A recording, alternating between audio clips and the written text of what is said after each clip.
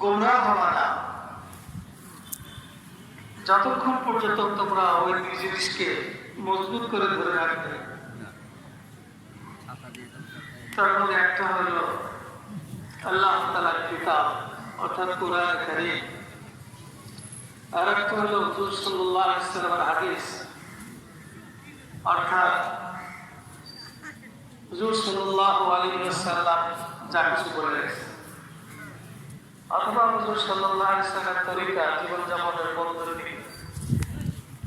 সুন্নতের কখনো সুন্নত বলতে কখনো নবীজির তরিকাও বোঝায়, কখনো হাদিসও বোঝায়। আমরা জানি তিরমিজি শরীফ, আবু দাউদ শরীফ এগুলো কিসের কিতাব? হাদিসের কিতাব, কি কিতাব? কিন্তু লেখা আছে সুনানে তিরমিজি, সুনানে আবু দাউদ। সুনান হলো সুন্নতের বহু বচন। সুন্নত বলতে হাদিস বোঝায়, সুন্নত বলতে হুজুর সাল্লাল্লাহু আলাইহি ওয়াসাল্লামের তরিকাও বোঝায়। মেরে নাম তো আমাদের হুজুর সাল্লাল্লাহু আলাইহি ওয়াসাল্লামের জীবনী যদি সামনে না থাকে, সে কোরআন থেকে বুঝতে পারবে না। হুজুর সাল্লাল্লাহু আলাইহি ওয়াসাল্লামের হাদিস যদি সামনে না থাকে, এটা ইয়ার হুন্ডা আদি করুন না। হ্যাঁ এই পান বানা আছে দশ করে আচ্ছা দৌলিশ নি দিবা। হ্যাঁ নামাজ পড়ে খাওয়া দাওয়া করে চলে যাবো। হ্যাঁ মা আমাদের বেশি বলছেন এভাবে বুঝতে হবে কিন্তু আপনাদের জিনিস চলতে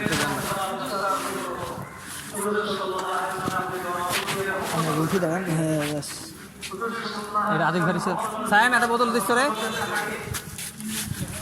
একটা দিস।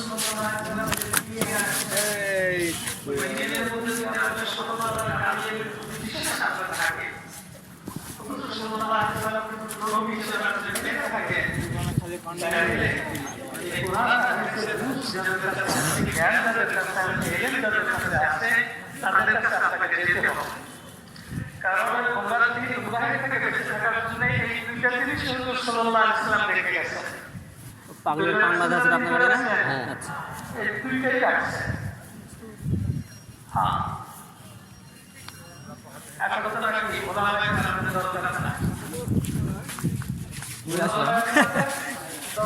ভাইরা আপনার গাড়ি না বলছে ও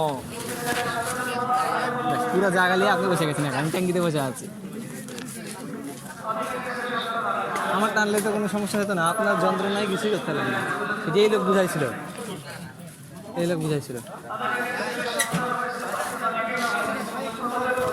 আসসালামু আলাইকুম।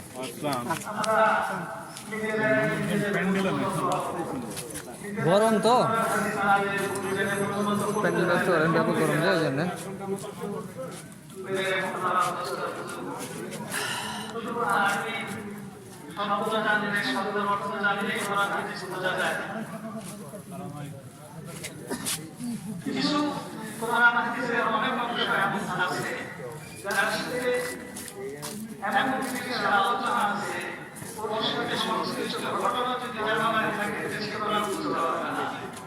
আমি আপনাদেরকে একটা ঘোষণা দিয়ে চাই, কি করবো ভাই? উপরে তো নাই কিছু বলার, ক্ষমা বলে এটা বলবে না, বলে এটা বলবে না, বলে এটা বলবে না।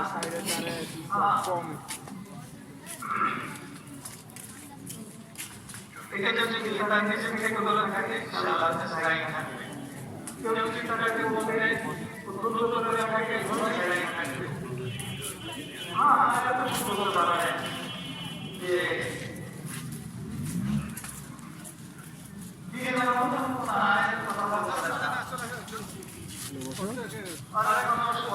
কাছ থেকে দেখা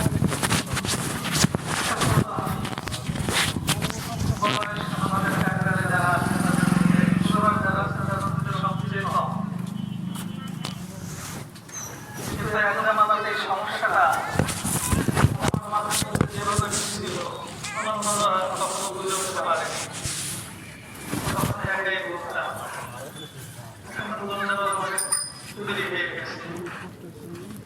তাদেরকে সুযোগ করে দেওয়ার জন্য আজকে যখন আমি অসুস্থ 2 মাসের পরে গত পরশু দিন এক জায়গায় দেখেছিলাম, আজকে আপনাদের এখানে আসছি। বলার মতো সুস্থতা নাই, কিন্তু কিছু মানুষ আছে যারা অন্তর থেকে মহব্বত করে, তাদের কারণে না আসতে পারেনি। যেমনি কিছু মানুষ আছে একটা অন্তর থেকে বিচারের কাছে নামাজ পড়লে হয়তো বড় করছে সেজন্য না আসে, সেজন্য না আসে। কিন্তু ধর্মরা কাটাটা করতে হবে, যারা মহব্বত করে তাদেরটা করতে হবে, না যারা শুনতে পারে না তাদেরটা করতে হবে। নবীজি উপকার করছেন, যারা মহব্বত করে তাদের চাহিদা পুরা করছেন, মাথার কাফেলার বিরুদ্ধে করতে তাদের চাহিদা পুরা করছেন। সবসময় বিরোধ থাকে, প্রতিটি মুহূর্তে দেখতে হবে যে আমি যে ওলামায়ে কেরামের আশাটা রেখেছি এটা বিভিন্ন মহতারাম দোস্তার বুজুর্গ এই অন্যান্যরা যেন কোরআন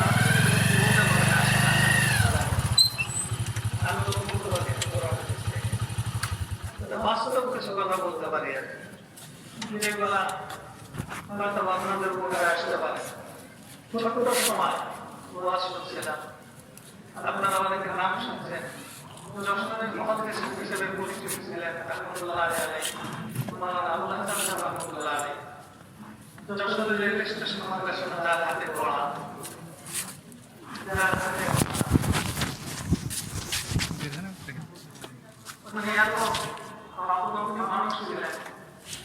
এখানে তারা বিপদের সময় পাকিস্তানি সৈন্যরা পাকিস্তানের মতো বাংলাদেশের মানুষদেরকে মার ফেলার মতো তখন স্পষ্ট প্রকাশ্যে দিয়ে বাধা দিচ্ছে।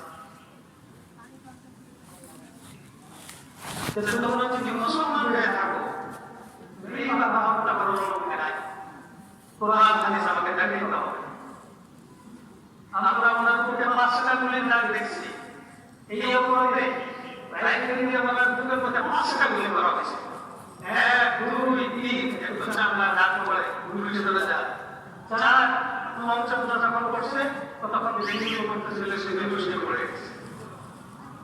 মেরে মহল্লা দোস্তা বুজুর্গ ওলামা থেকে সবসময় অপছন্দ করে আমরা ওনার 5টা দাগ দেখি, লেখে তো আমাদের অবমান করতেন। আমাদের বাড়ির মাথায় বড় অসুস্থ হয়ে গেছিলেন, ঢাকা স্কুলে হেঁটে গেছেন, তখন গাড়ি ঘোড়া ছিল না। আমরা চলার পেছনে মানুষ চলে তখন আমাদের ভালো নাই, কিন্তু মনে চেষ্টা করেন না, জন্মটা পিছনে জায়গায় কথাবার্তা একটু অসমক্ষ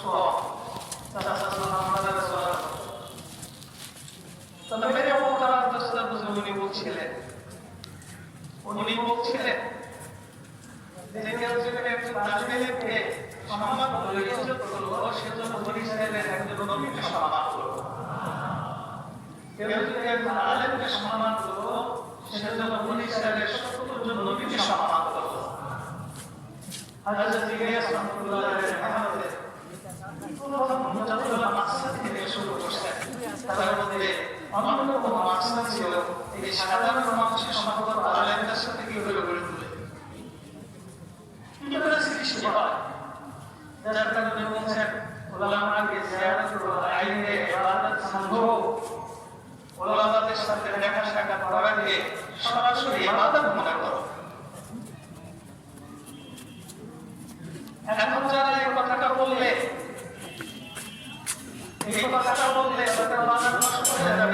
তারাও জীবনে বহুবার এই কথা বলছেন।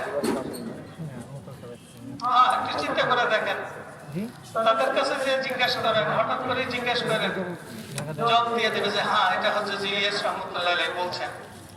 কারণ হলো ওলামাদের থেকে সম্পর্ক যখন ছিন্ন হয়ে যাবে, তখন তাদের ঈমানি মত শুরু হয়ে যাবে। কারণ কে বলে দিবে সে হকের উপরে আছে না বাতিলের উপরে আছে, এই কথাটা কে বলে দিবে? মেরে মহতারাম দোস্তার বুজুর্গ, ভুলে যাবো এই কথাটা বলে নেই। কোরআনের বহু আয়াতের সাথে বহু অংশের সাথে শানে নজুল থাকে অবতীর্ণের কারণ। ওই শানে নজুল জানা না থাকলে ওই আয়াতের বাস্তব অর্থটা উদ্দেশ্যটা বোঝা যাবে না। ওইরকম ভাবে হাদিসের মধ্যেও শানে নজুল আছে।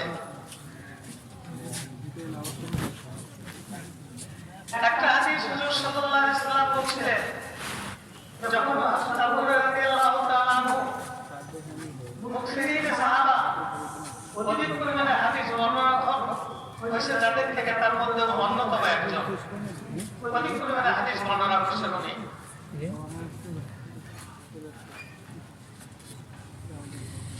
ওনারা ইসলাম কবুল করার আগে ঘটনা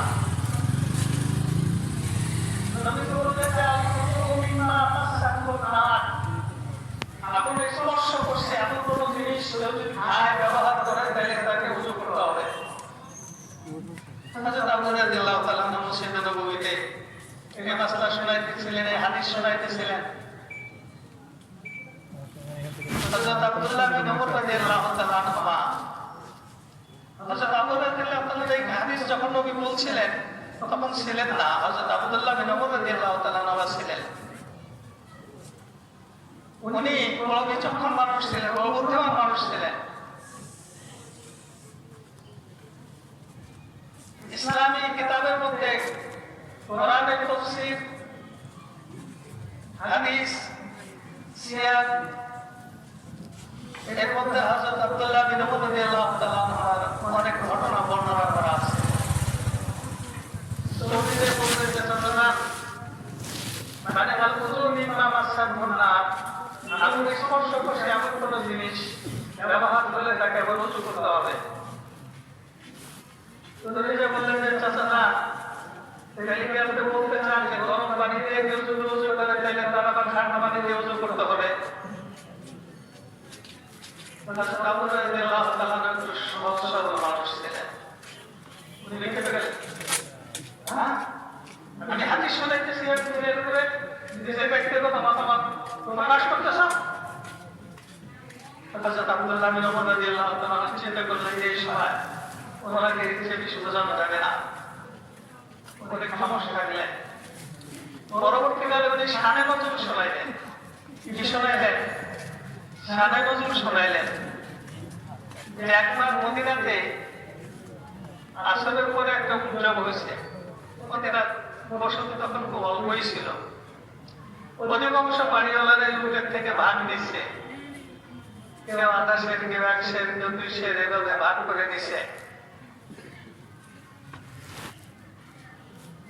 তাদের রান্না বান্নাটা আমাদের মতো মা মশলা দিয়ে একবার গোষ্ঠের গন্ধ বাসনা শেষ করে দেয় না।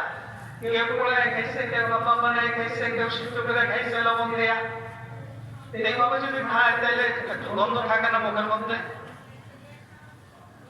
নামাজের সময় যারা আসছে সবাই কম বেশি করে গোশত খাইছে, সবার মধ্যে একটু গন্ধ আসতেছিল। আর হুজুর সাল্লাল্লাহু আলাইহি ওয়াসাল্লামের কাছে যে কোনো সময় জিবরিল আলাইহিস সালাম উনি আসতে পারেন, এই হিসেবে হুজুর সাল্লাল্লাহু আলাইহি ওয়াসাল্লামের জন্য নির্দেশ ছিল সবসময় যেন পরিষ্কার পরিচ্ছন্ন আর দুর্গন্ধ থেকে নিজেকে মুক্ত রাখে। এটা নবীজি চিন্তা করলেন যে গন্ধ হইতেছে। ছোট একটা মসজিদ ছিল, মসজিদ কাঁচা ধরা, এত মানুষের মুখের মধ্যে একটা উদ্ভট গন্ধ ছুটছে।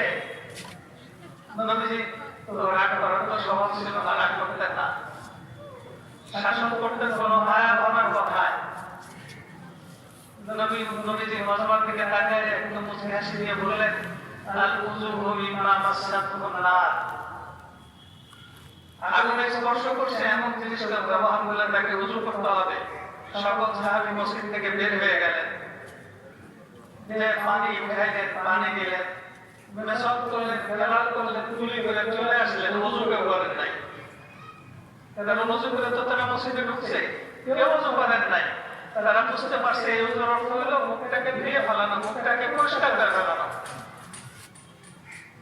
যেহেতু এই ঘটনার সময় হযরত আবু হুরায়রা রাদিয়াল্লাহু তাআলা ছিলেন না, এই জন্য উনি ওইভাবে বর্ণনা করতেছিলেন। তো মেরে মহতারাম দোস্ত বুজুর্গ, শুধু দুই চারটা শব্দ জানলে, শব্দের অর্থ জানলেই কোরআন হাদিস বোঝার কোনো সুযোগ নাই। এটার জন্য কি লাগবে? এটার জন্য অভিজ্ঞতা সম্পূর্ণ আলেম লাগবে। কি লাগবে ভাই? আলেম লাগবে। আলেমরা আসলে প্রাণী হিসাবে খুব খারাপ ছিল না, ভালোই ছিল মোটামুটি। আলেমদের কত সব জায়গায় ছিল, কোটি কোটি টাকা খরচ করে একটা মসজিদ বানায়, ইমাম হিসেবে কাজে রাখে, একজন আলেমকে রাখে। মাদ্রাসা বানাইতে চায়, একজন আলেম নিয়ে আসে। আবার হালকাটার সময় আলেমকে দাওয়াত দেয়, হুজুর একটু দোয়া করে দেন, এক বছরের শুরু আরেক বছরের শেষ, একটু দোয়া করে দেন। এর মধ্যে অনেক রকম অনুষ্ঠান হবে, বিভিন্ন রকমের কাজেরা আসে, অনুষ্ঠানে গাইতে নাচতে। তারপরে কি হয়, মসজিদে যে আলেমদের দিনে বিয়েটা পড়াই নিয়ে আসে, কি বলে আসে কি আসে না? জানাজা হইলে একজন আলেমকে দিয়ে দাঁড় করায়। প্রাণী হিসেবে একেবারে খারাপ ছিল না, কিন্তু যখন কিছু মানুষের স্বার্থ উদ্ধারের পথে অন্তরায় সৃষ্টি হইল, তখন আলেমরা খারাপ হয়ে গেল। আলেমরা কি হয়ে গেল? খারাপ হয়ে গেল। বলে এরকম খারাপের মধ্যে এরকম খারাপ আলেমরা হইতে রাজি আছে। কি বলে রাজি আছেন না আপনারা? যে হক কথা বলছিলাম, এই জন্য তারা আমাকে দেখতে পারে না। হযরত আব্দুল্লাহ বিন জুবাইর রাদিয়াল্লাহু তাআলা আমাকে বলছিল যে তোমার বাপের তোলাটাকে তুমি চিনবা?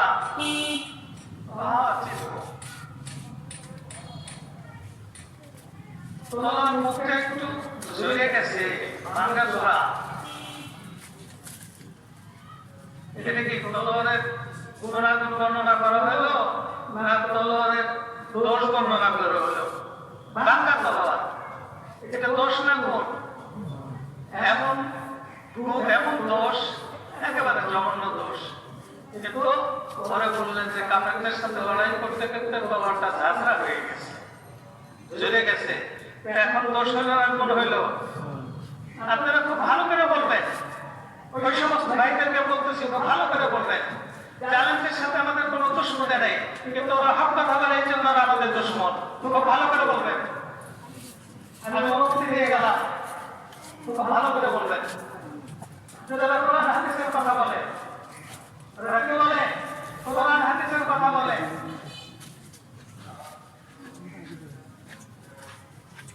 একজন বলে ওনাদের গুরু, আল্লাহর হাতে হেদায়েত নাই, আল্লাহর হাতে কি নাই? হেদায়েত নাই। আল্লাহর হাতে যদি হেদায়েত থাকতো তাহলে নবীদেরকে পাঠাইতেন না।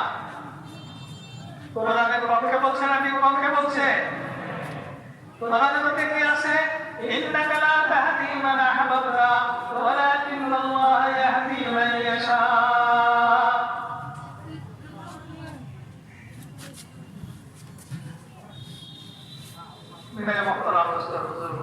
আল্লাহ তাআলা নিজে বলেন, নিশ্চয়ই আপনি যাকে চান, যাকে আপনি পছন্দ করেন, যাকে আপনি মহব্বত করেন, যে হেদায়েত পেয়ে যান, এটা আপনি চান, তাকে আপনি হেদায়েত দিতে, তাকেই আপনি হেদায়েত দিতে পারবেন না। বরং হেদায়েত তো সেই পাবে আল্লাহ তাআলা যার সম্বন্ধে চাইলে। আর উনি কি বলেন? উনি বলেন যে না, আল্লাহর হাতে হেদায়েত নাই। কোরআনের বিপক্ষে যে কথা বলে, যার কথাটা কোরআনের বিপক্ষে চলে গেল, তাকে আমরা হক বলে করবো না, বাতিল বলে করবো।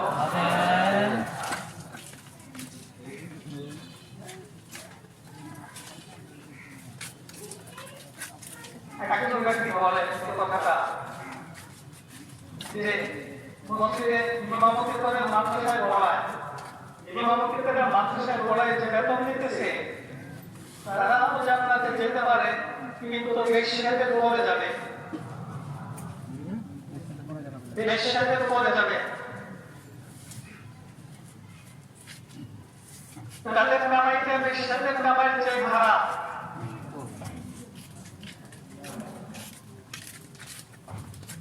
এই কথা যে বললো, সে সমস্ত ওলামায়ে কেরামদের পক্ষে গেল না বিপক্ষে গেল? হযরত ওমর ফারুক রাদিয়াল্লাহু তাআলা আবু বকর সিদ্দিক রাদিয়াল্লাহু তাআলা থেকে খলিল বানানো হলো। হযরত আবু বকর সিদ্দিক রাদিয়াল্লাহু তাআলা যখন খলিফা বানানো হইল নবীজির দাওয়াত তখন সম্পূর্ণ হওয়ার পরে তারপর তিনি সকালবেলা হাতের করে কিছু কাপড় নেতাই বাবারে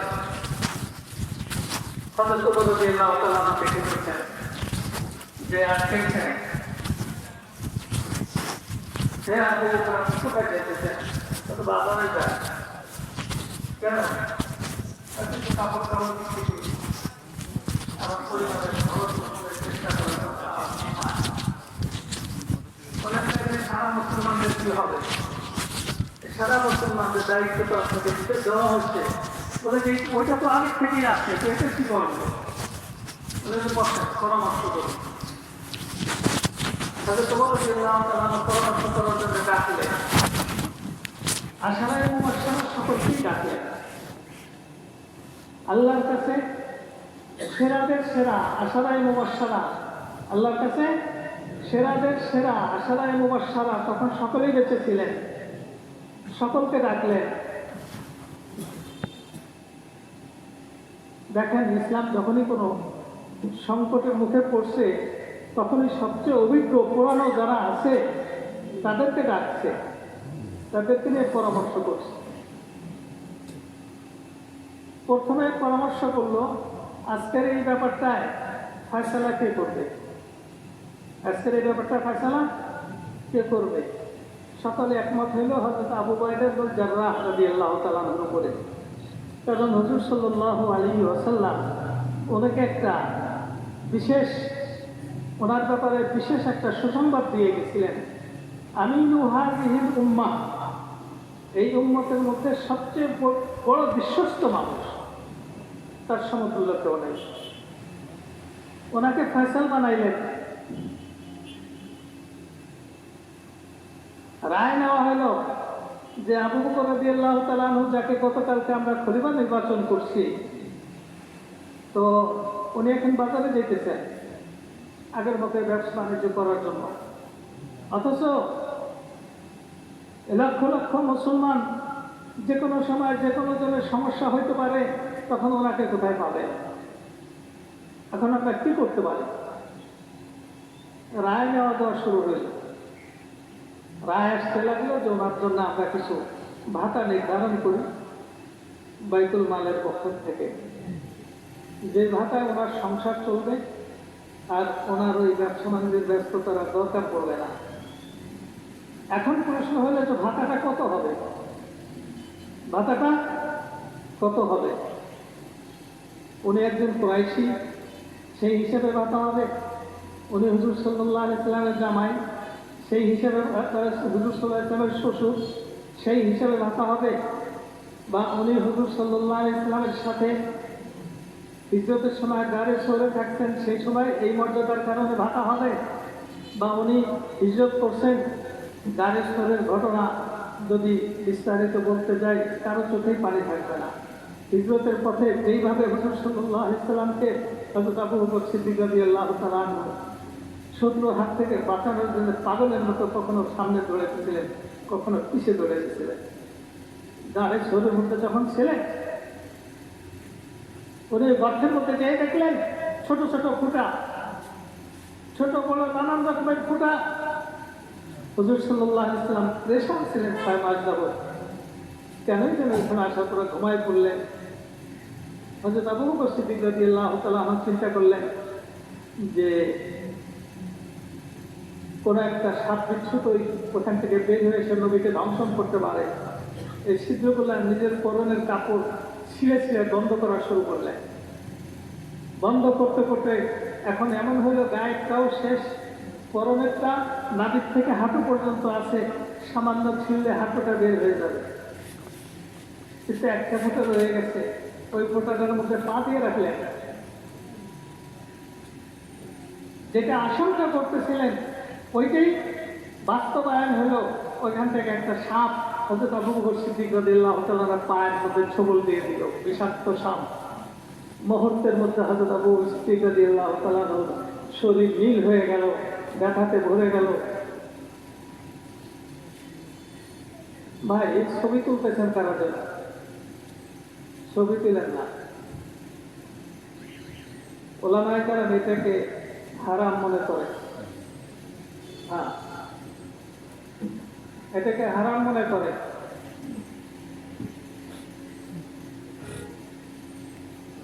অনেকে তো তবলিগ ঘরানায় জন্ম নিয়েও যখন তাদের ছবি তুলতে চায় এরকম ভাবে বুক টান করে দাঁড়ায়, আর তার পাশে যারা তারা হাসতে থাকে, না আমরা এটাকে ঘৃণা করি, কবিরা গুণা মনে করি। ভাই একটা কবিরা গুণা করেন না।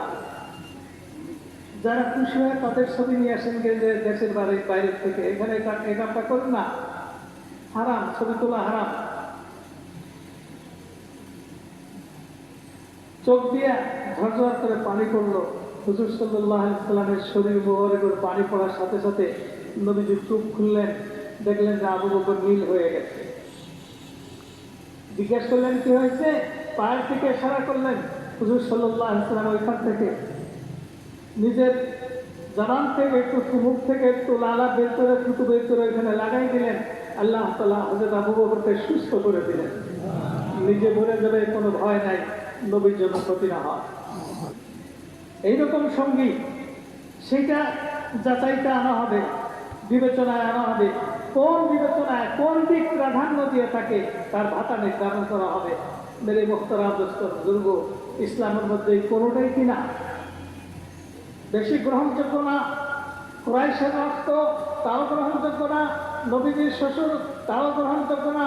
হযরত আবু বকর রাদিয়াল্লাহু রাদিয়াল্লাহু তাআলা আনহু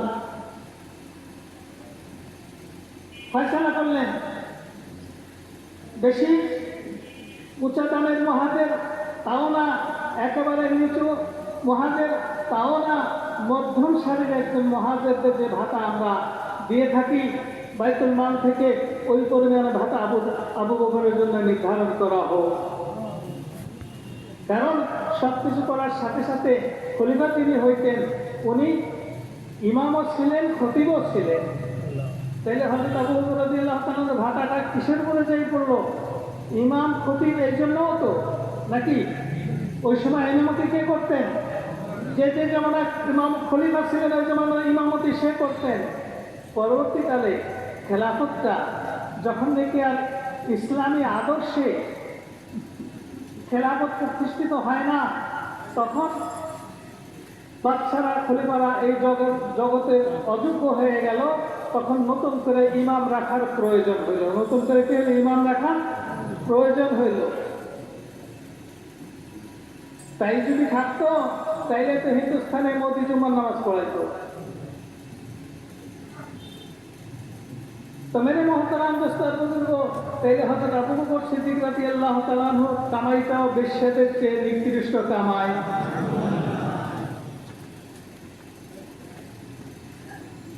এই কথাটা যে বলে তাকে কি আমরা ইসলামের পক্ষের মানুষ বলে মনে করতে পারি? মনে করার সুযোগ নাই, মনে করার সুযোগ নাই। কারো যদি শ্রদ্ধা করতে মনে চায় সে করবে। যেমন অনেকে তো মূর্তির সামনে সিজদা দিতেছে না? সে যদি এটাকে ধর্ম মনে করে দেয়, আমরা কি করব? আমরা কি করব?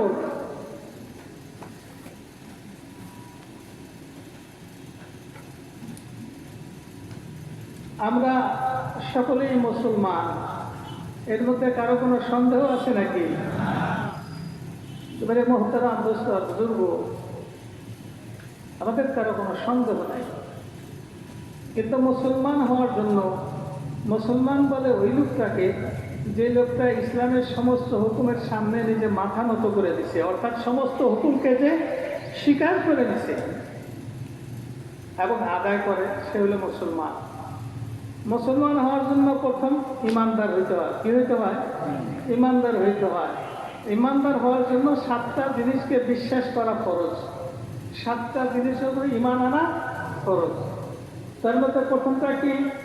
আল্লাহর উপর ইমান আনা। দ্বিতীয়টা কি? সমস্ত রসুলদের উপর ইমান আনা, আল্লাহর কিতাবের উপর ইমান আনা। আমানতু বিল্লাহি ওয়া মালাইকাতিহি, ফেরেশতাদের উপর ঈমান আনা। ওয়া কুতুবিহি, সমস্ত আসমানি কিতাবের উপর ঈমান আনা। কি মানে? আল্লাহ তাআলা সত্য, আল্লাহ তাআলা হক, আল্লাহর কোনো শরীক নেই, আল্লাহ সবকিছু করেন। আল্লাহ তাআলার বানানো ফেরেশতা জগৎ সত্য, বিভিন্ন কাজে ফেরেশতাদেরকে আল্লাহ তাআলা নিযুক্ত করে রাখছেন। আমাদের সাথে দুজন ফেরেশতা আমরণ আছে, যারা আমাদের গুনাহ এবং নেকি লিখতেছেন। 10 জন ফেরেশতা হেফাজতের জন্য আছেন, দিনের বেলায়, রাত্রিবেলাতে 10 জন। শস্য দানাকে হেফাজত করার জন্য ফেরেশতা আছে। মেঘকে এক জায়গা থেকে আরেক জায়গায় উড়ে নিয়ে দায়িত্বে ফেরেশতা। কোথায় বর্ষণ করতে হবে আল্লাহর হুকুম অনুযায়ী ওইখানে বর্ষণ করাবে, এগুলো কারা করতেছে? ফেরেশতারা করতেছে। ফেরেশতাদেরকে বিশ্বাস করতে হবে। অরসুলিহি, সমস্ত রসুলদেরকে কি করতে হবে? বিশ্বাস করতে হবে। সমস্ত রসুলদেরকে কি করতে হবে? বিশ্বাস করতে হবে যে প্রত্যেকেই সত্য, প্রত্যেকে হক। সকল রসুল মাসুম, গুনাহ থেকে মুক্ত, গুনাহ থেকে দোষ ত্রুটির ঊর্ধ্বে, এটাকে বিশ্বাস করতে হবে। একজনে কি বলে যে মুসা আলাইহিস সালাম এমন জঘন্য এক দোষ করছে, যে দোষের কারণে 5,88,000 মানুষ বেদিন হয়ে গেছে। তাইলে সে কি মুসা আলাইহিস সালামকে মাসুম হিসেবে বিশ্বাস করছে? যদি না করে থাকে তাহলে ইমানের শর্ত পুরো হয়েছে নাকি? ইমানের শর্ত পুরো হয়নি। অনুরূপভাবে ইউসুফ আলাইহিস সালাম সম্বন্ধে বলছেন, তো মেরে মোহতারাম দোস্তরা বুজুর্গ, ইমানের শর্ত পুরো হয়নি। এখন এই ব্যাপারে তাদের পক্ষরা 2 রকমের মতামত দেয়। আসলে নিজেদের মধ্যে মিল না থাকলে যাই হয় আর কি। কেউ বলে 3 রকমের মতামত। কেউ বলে উনি এটা বলে নাই, বলে যে অডিওতে যা আছে তখন সে চুপ হয়ে যায়। আবার কেউ বলে যে উনি রুজু করছেন। উনি কি করছেন? রুজু করছেন। যেমন বলে যে রুজু গ্রহণ হয়নি, যেভাবে করার কথা এভাবে করে নাই। আবার কেউ বলে যে এইগুলো উনি বলে নেই, ওনার উপরে মিথ্যা অপরাধ লাগানো হয়েছে, এই বইটা বের হয়েছে কয়েকদিন আগে। তাহলে বোঝা গেল যে এখনো বলে যে ওনারা এখনো বলেন যে এটা প্রথমে বলে নাই। তাইলে তো রুজু করলেন কেন? দেবন গ্রহণ করেন, এটা দেবনদের ব্যাপার, তো রুজুটা করলেন কেন? রুজুটা করলেন কেন? মেরে মহতরাম দোস্ত বুজুর্গ, এতে সন্দেহের মধ্যে সন্দেহ ঢুকছে। কি ঢুকছে ভাই? সন্দেহের মধ্যে সন্দেহ ঢুকছে। খালি সন্দেহ ঢুকলেই তো ওযু থাকে না। যদি সন্দেহের মধ্যে সন্দেহ ঢুকে তাহলে কি অবস্থা হবে? অনেক মানুষ আছে না যে ওযু করতে করতে জামাত শেষ হয়ে যায়। আর যদি সন্দেহের মধ্যে সন্দেহ ঢুকে তাইলে কি অবস্থা হবে? নামাজ তো শেষ হয়ে যাবে, ইমানও শেষ হয়ে যাবে। তো মেরে মহতারাম দোস্ত বুজুর্গ, এরকম কোরআন হাদিস বিরোধী কথাবার্তা অহরহ বলতেছেন। আপনারা অনেকেই শুনছেন হুজুর সাল্লাল্লাহু আলাইহি ওয়াসাল্লামের হাদিসটা, যে দুনিয়ার মধ্যে আল্লাহর কাছে শ্রেষ্ঠ জায়গা হলো বাইতুল্লাহ, তারপরে হলো মসজিদে নববী, তারপরে হলো বাইতুল মাকদাস। এটা শোনেন নাই আপনারা? বাইতুল্লাহতে নামাজ পড়লে 1 নামাজে 1 লক্ষ নামাজের নেকি হয়। মসজিদে নববীতে যে পড়লে 1 নামাজে 50 লক্ষ নামাজের নেকি হয়। 50,000 রাকাত 50,000 নামাজের নেকি হয়। বাইতুল মাকদাসে যে পড়লে 25,000 নামাজের নেকি হয়। এটা শুনছেন না? উনি বলে मेरे नजदीक मेरे नजदीक मेरे नजदीक এইভাবে। हरमैन शरीफैन के बाद सबसे ज्यादा अहम मकम ये है निजामुद्दीन। तो उन्हीं की नबीर साथे एकमत ना द्विमत? नबीर साथे যদি একমত না হয়ে থাকে তাহলে আমরা যদি তার সাথে একমত থাকি, একমত হয়ে যাই, তাহলে কি আমাদের ঈমানটা থাকবে? মেরে মহতরাম দোস্ত বুজুর্গ, আমি তো বোকা, ছোট সমাজ থেকেই বোকা। একটা শের পড়লাম,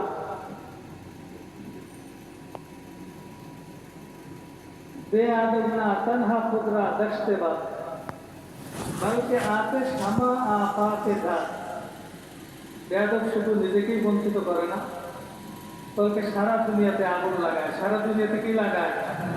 আগুন লাগায়। পড়লাম, তর্জমা শিখলাম, শুধু পরীক্ষাতে আসে তো কোনোদিন ধরে নাই, পরীক্ষাতে আস জিজ্ঞেস করে নাই। কিন্তু আমার বুঝে আসতেছিল না, আমার বুঝে আসতেছিল না যে এটা কি করে হবে। একজন মানুষের বেয়াদবিতে সারা দুনিয়াতে অশান্তির আগুন আর দিন ধ্বংস হয়ে তার আগুন কিভাবে জ্বলবে। মেরে মহতরাম দোস্ত বুজুর্গ,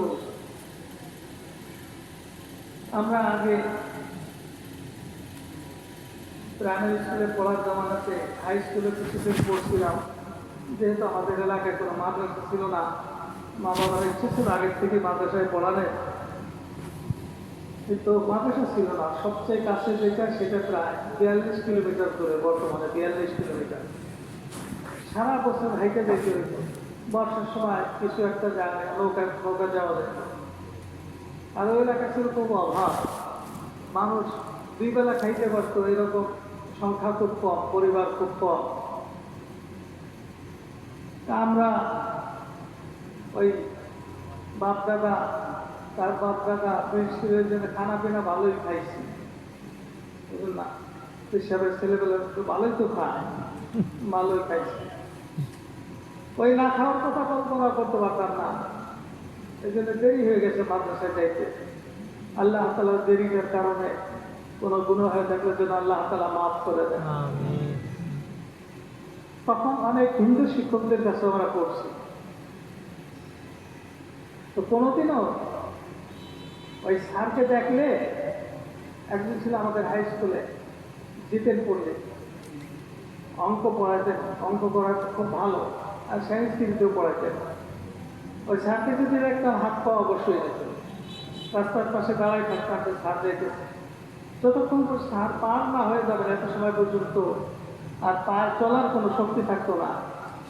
এটা ছিল আমাদের শিক্ষা, এটা ছিল আমাদের নিয়ম। নাকি আপনাদের ব্যতিক্রম ছিল? শিক্ষকদেরকে শ্রদ্ধা করা যদি দুনিয়াবী শিক্ষা হয়ে থাকে, তবু এই জিনিসটা ছিল এবং এখনো অধিকাংশ জায়গায় কি আছে, এই জিনিসটা আসছে। একজন লোক ওনার ওস্তাদদের রুমের দিকে তাকে এইভাবে, কারণ অনেক কথাই উনি চালাইতে চাইতেন, ওনারা মানা করত। মানা করতো কিভাবে? ভদ্র ভাষায়, ইয়ে মুঝে সেরা নেই হতা, এতে কি যে বলো তুমি, এটা বুঝে আসে না আমাদের। এই জন্য খুব খাবে যে বললেন, চলে গেলে চাহতে হ্যাঁ कि मुझे इशारा नहीं होता, वो गधा है, गधा गधा। अगर कखनो বলছে যে জাহেল হ্যাঁ জাহেল।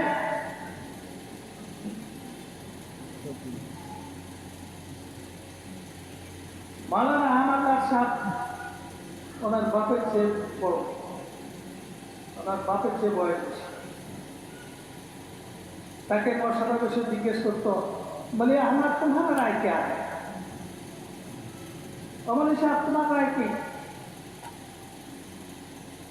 এখন আস্তে আস্তে ওই শেখটা আমার বুঝে আসলো, এই যে সারা দুনিয়াতে একযোগে ফেতনা শুরু হয়ে গেল।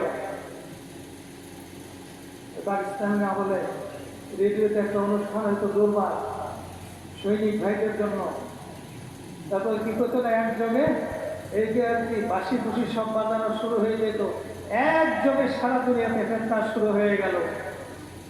অনেক আগে শেখ সাদি রহমতুল্লাহের কথাটা আমার বুঝে আসলো, বেয়াদব শুধু নিজেকেই বঞ্চিত করে না, সারা দুনিয়াতে বিপদের আগুন জ্বালায় দেয়।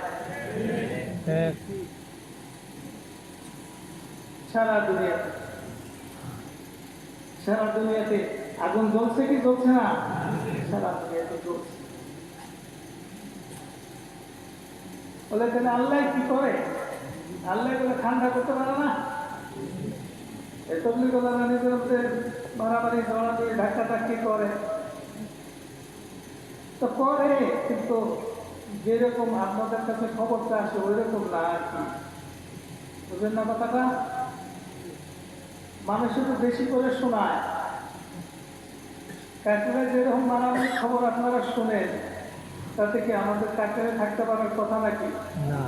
এই ১৪ দিন পর্যন্ত পড়াইছে, যেহেতু ১.৫ মাস যাবত পড়াইতে পারিনি, আগামী সপ্তাহ থেকে পরীক্ষা হবে, এই ১৪ দিন পর্যন্ত পড়ানো লাগছে। ওই আমরা তো কাকে ছেড়ে চলে গেলাম না। কম ইসরা গেছেন না আপনারা? কে কে গেছেন? হ্যাঁ, আচ্ছা ভালো। আরো যাবেন নাকি? যাবো ইনশাআল্লাহ। ঠিক আছে, আল্লাহ কবুল করেন। সরকারি লোকজনেরও যাইতে হবে, অনেকে ডিউটি করবে, যাইতে হবে। তো আগে যখন ইজতেমা একটা হইত, এখন তো 2 পর্বে হয়, তখনও এখনো নিয়ম ছিল যে জোহরের নামাজটা দোয়ার করে জোহরের নামাজটা জামাতের সাথে হয়। বহু মানুষই তাড়াহুড়ো করে বের হয়ে যায় না।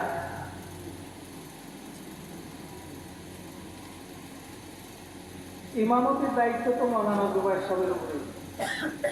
আমাকেও কখনো বলতেন যে যাও তুমি এই উক্ত পড়ায় এসো, যাইতাম। একবার দোয়ার পরে, তখন ইজতেমা একটাই ছিল, একবার দোয়ার পরে জোহর নামাজের সময় যে আজান হয়েছে, নামাজ পড়াইতে যাইতেছি, ওই নামাজের মেম্বারটা আগে বটগাছ ছিল না, এই বটগাছের কাছাকাছি বরাবর একটু পশ্চিম দিকে, ওইখানে নামাজের মেম্বার থাকতো। এই যে এক জায়গায় একদম রান্না বান্না করে খাইতে বসছে, দোয়ার পরে রান্না বান্না করে খিচুড়ি খাইতে বসছে, এর মধ্যে একজনের বাতাস ছুটে গেছে। 4-5 দিন নয়টার মধ্যে পড়ে রয়েছে, খাওয়া দাওয়া ঠিক মতো নাই, ঘুম ঠিক মতো নাই, এরকম হইলে তো পেশা পাখানা যাওয়া ঝামেলা, তো দুর্গন্ধ একটু বেশি হয়। এখন আবার বুঝতে পারছে কে এই কামটা করছে, হলো ময়মনসিংহের মানুষ, এক জোয়ান ছাড়া এই কামটা করছে। এখন কে পর্যন্ত ভুগাইছ নাকি? কেউ তো মরা গরু খাইছ, কেউ তো মরা কুত্তা খাইছ। তখন ওই ছেড়া লজ্জা পেয়ে গেছে, তখন ওই ছেড়া কইতেছে দিলে দিছি আর জেলা কইছে না, এলা দিছি না যে, মানে বাতাস সামনে ছাড়ছে একটু, আপনারা যেটা করতেছে ওইরকম ছাড়ি নেই, মরা কুত্তা খাইয়ে ছাড়ছি তা না। আপনারা যেভাবে শোনেন যে খুব মারামারি করে, ওইরকম না। ইসলামের দুশ্মনের একটু বেশি ছড়াই আনন্দ পায়। যেমন এইখান থেকেও বলে কেউ জামাতে যাইতেছে, না না না এখন কাকরেলে যেও না, কাকরেল মারামারি। কি বলেন? বলে না না সেই থেকে, হ্যাঁ বলে। মেরে মোহতারাম দোস্ত বুজুর্গ, সাবধান থাকতে হবে। কাকরেল চলতেছে, হ্যাঁ না চালানোর জন্য যথেষ্ট চেষ্টা হইতেছে, না চালানোর জন্য যথেষ্ট চেষ্টা হইতেছে, কিন্তু এখনো বন্ধ করতে পারে নাই, ইনশাল্লাহ পারবে না।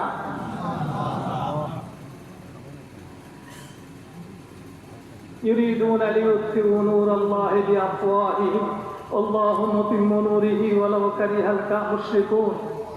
তারা চাইতেছে আল্লাহ তাআলার দ্বীনের বাতিকে নিভাই দেওয়ার জন্য, কিন্তু কখনই তারা আল্লাহর দ্বীনের বাতিকে নিভাইতে পারবে না, বরং নিজেরাই নিভে যাবে।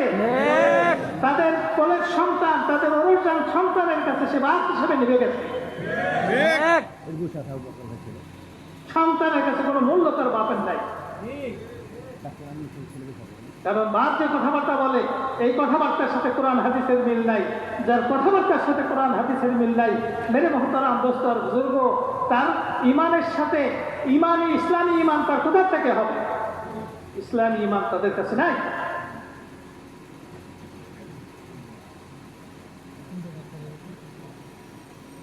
চেষ্টা কম করা হইতেছে না প্রশাসন দিয়ে এই দিনের বাতিকে নিভানোর জন্য। প্রশাসনরা মনে করে যে ওনাদের মতো একজন মানুষ যদি বলে তাহলে তার না মানি কি করে। আল্লাহ তাআলা আমাদেরকে হেফাজত করে। মেরে মোহতারাম দোস্ত বুজুর্গ, এইরকম 156টা আপত্তিমূলক কথা, 156টা আপত্তিমূলক কথা সে বলছে, যেগুলো কোরআন হাদিসের উপরে আঘাত করে। সুতরাং কোনো মুমিন, কোনো মুসলমান তার সমর্থনে থাকতে পারে না। তবলিগ কোনোদিনই দল ছিল না, এখনো কোনো দল না। তবলিগ সমস্ত মুসলমানদের দল, সমস্ত মুসলমানদের কাম। এই জন্য হযরত ইলিয়াস রহমতুল্লাহ আলাইহি জীবনে কোনোদিন তবলিগ জামাত বলেন নাই। ইমানি তাহরিক বলছেন, ইমান আমলের তাহরিক বলছেন।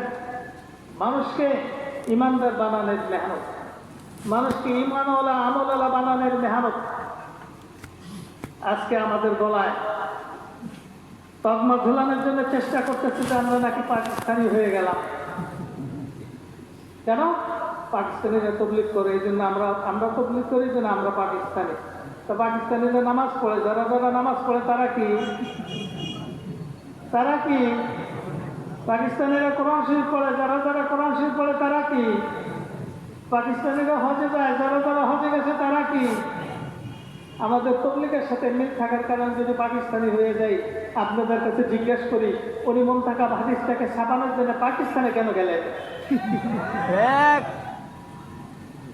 সারা দুনিয়াতে যাচাই করে সবচেয়ে কম খরচে কিতাব ছাপানো যায় বর্তমানেও একমাত্র হিন্দুস্তানে, একমাত্র হিন্দুস্তানে।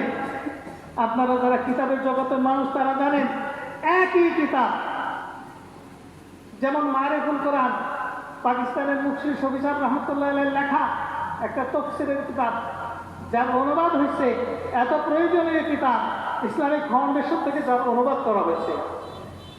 দুই রকমের ভাবে, একটা হলো হুবহু, আর একটা হলো মানুষের উপকারের জন্য মাওলানা মহিউদ্দিন খান সাহেবকে দিয়ে আবার ওইটাকে সংক্ষেপও করা হয়েছে। তাহলে পাকিস্তানি মুফাসসিরের কিতাবটা ছাপানোর জন্য এত উৎসাহ যাদের হইল, যে সরকার, তাদেরকে কেন পাকিস্তানি বলা হয় না?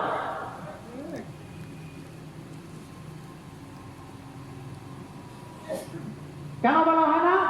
যে কোরআন আর হাদিস কোনো স্থানের সাথে নির্দিষ্ট না। নামাজ, রোজা, হজ, যাকাত, নবীওয়ালা কাম কোনো স্থানের সাথে নির্দিষ্ট না।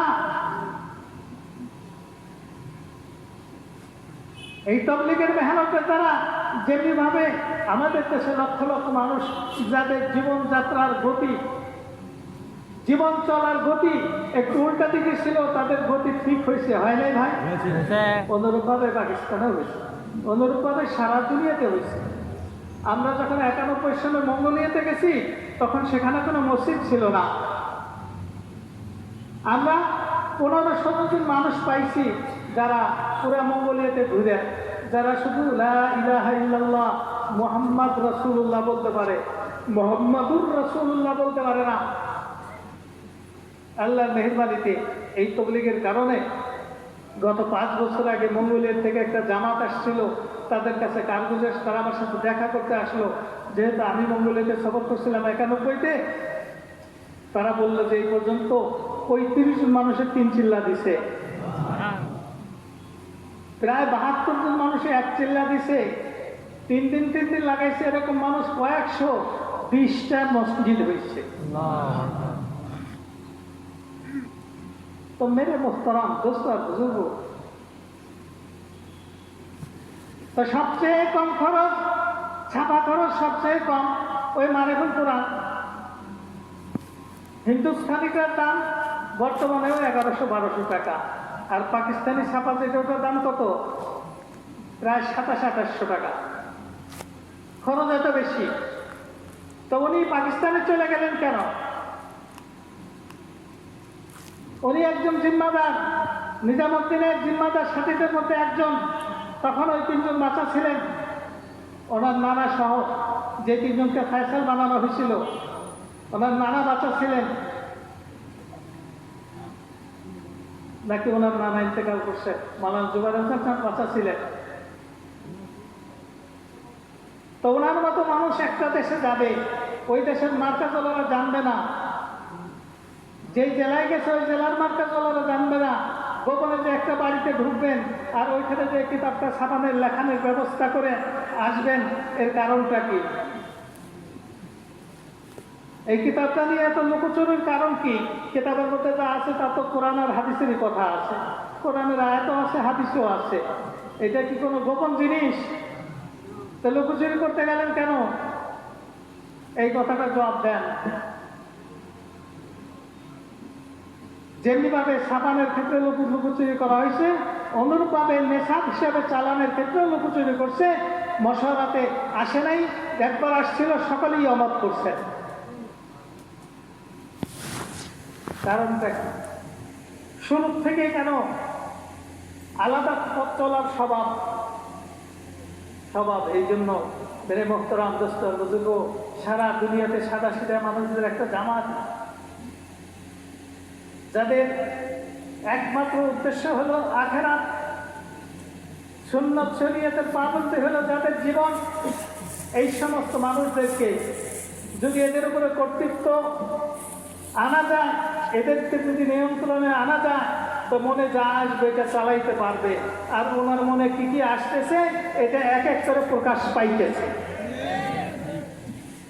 যার সাথে দ্বীন ইমানের কোনো সম্পর্ক নাই, কোরআন হাদিসের কোনো সম্পর্ক নাই, যাদের সাথে কোরআন হাদিসের সম্পর্ক নাই, আমরা কি তার সাথে থাকবো? মেরে মোহতারাম দোস্ত বুজুর্গ শোনে, বলে কিছু মানুষ তো বুঝে, আপনাদের বুঝে আসে না। মেরে মোহতারাম দোস্ত বুজুর্গ, উনি এমন কিছু কথা বলেন যে কথাগুলোর উপরে ওলামাদের আপত্তি। যে কথাগুলোর উপরে কি ওলামাদের আপত্তি নাই? কিছু মানুষের, কিছু সার, কিছু বেকার, ওনাদের হলে আপত্তি নেই। ওনারা তো বুঝমান কোথার থেকে হয়ে গেলেন কোরআন হাদিসের ক্ষেত্রে? এত বুঝমান কি করে হয়ে গেলেন?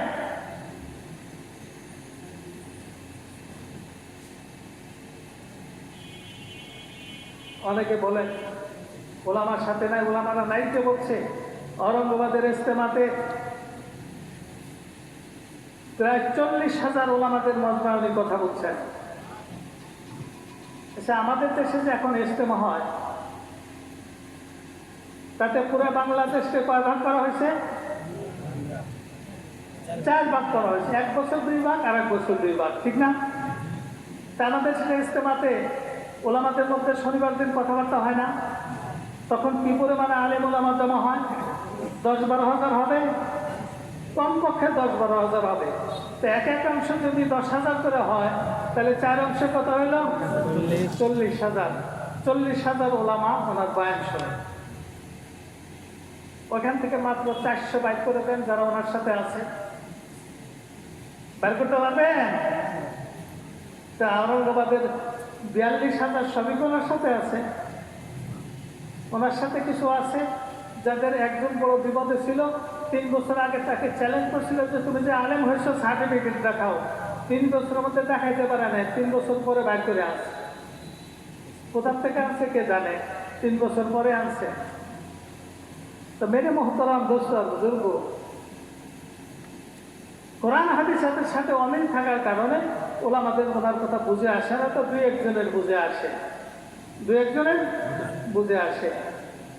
এক এলাকার এক জমিদার, জমিদারের একমাত্র ছেলে, কিন্তু ভাগ্য চক্রে এই ছেলেটা হলে একেবারে বলদ। আছে না কিছু ছেলেমেলে একেবারে সাদা সিধা বলদ, মাদক কি করবে এখন, কিন্তু দেখতে শুনতে খুব ফিটফাট, একবার মনে হয় যে ইংল্যান্ড থেকে পড়াশোনা করে আসছে। এখন জমিদার তো সব জায়গাতে বিয়ে দিতে পারে না, তাদের পরিচয় তো থাকতে হবে। তাদের ইগো, দিনদার সব জায়গায় পারে, দিন হইলে হইল। তো দেশ বরণের ঘটক যারা আছে তাদেরকে সব দাওয়াত দিছে, টাকা দিছে, পয়সা দিছে, নতুন কাপড় চোপড় দিবে, আরো লক্ষ লক্ষ দিবে, ওয়াদা দিছে মাঝে মাঝে যাতায়াত খরচ যেন এসে নিয়ে যায়। কিন্তু আর এক জমিদারের একটা মেয়ে চাই। ঘটক ছিল একটা আন্তর্জাতিক ঘটক, সে তাজাকে মরা বানাইতে পারে, মরাকে তাজা বানাইতে পারে। মরাকে কি করতে পারে? তাজা বানাইতে পারে। আর এক জমিদারের একই মেয়ে,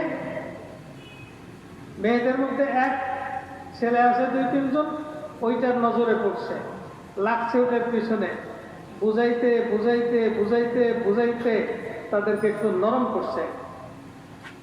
নরম করার পরে এখন ছেলেওয়ালারা মেয়ে দেখবে, আসছে মেয়ে দেখছে, ছেলেকে আনে নাই, বিভিন্ন ওজোর দিয়া ঘটক এটা বুঝাই দিছে।